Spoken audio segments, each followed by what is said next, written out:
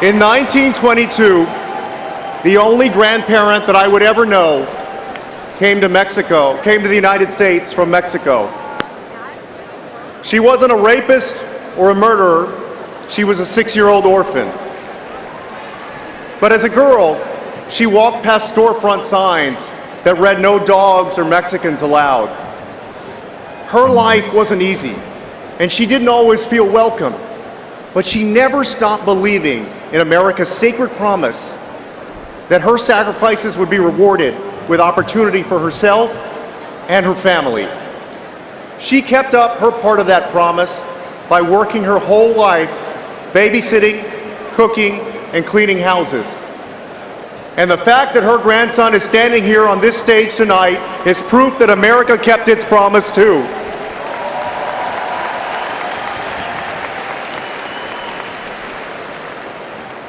Four years ago, my brother Julian stood on this stage in Charlotte.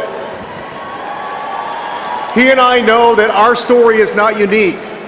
This room is filled with many proud Americans who can tell similar stories about their own families.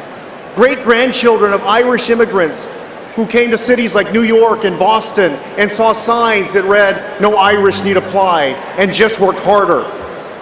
Grandchildren of Americans who suffered in World War II internment camps, the same camps that Donald Trump has defended, and grew up to be business owners, war heroes, and public servants. Children of immigrants who have contributed to our country as doctors, police officers, and guess what? Even impartial judges.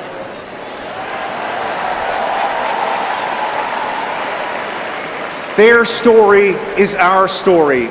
It's America's story. And make no mistake, the hero of that story is never the one who sides with hate. The hero of that story will never be Donald Trump. Americans know that the choices he offers are false ones. See, in America, prosperity is not a zero-sum game. We can create millions of new jobs and still raise a minimum wage. National security is not a zero-sum game.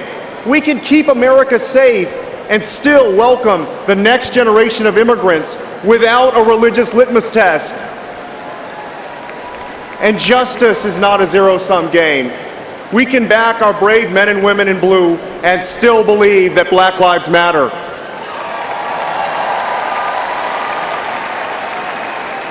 These aren't zero-sum games. In fact, they aren't games at all.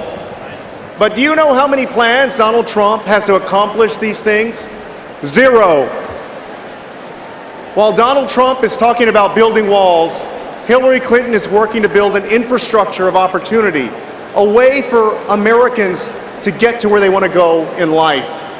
Great schools to prepare us for college and career, a strong healthcare system, and I don't care what Donald Trump or Ted Cruz or anybody else says, the Affordable Care Act is here to stay because it saved millions of American lives.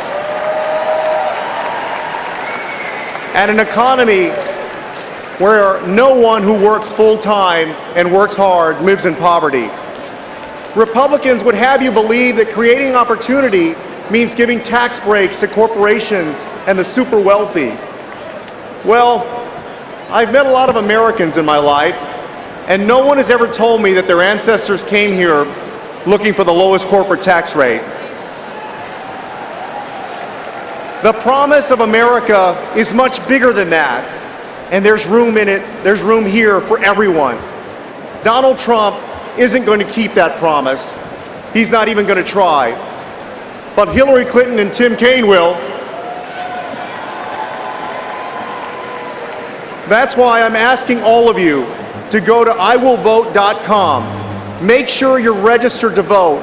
Make sure that the next chapter of our great American story is written by us.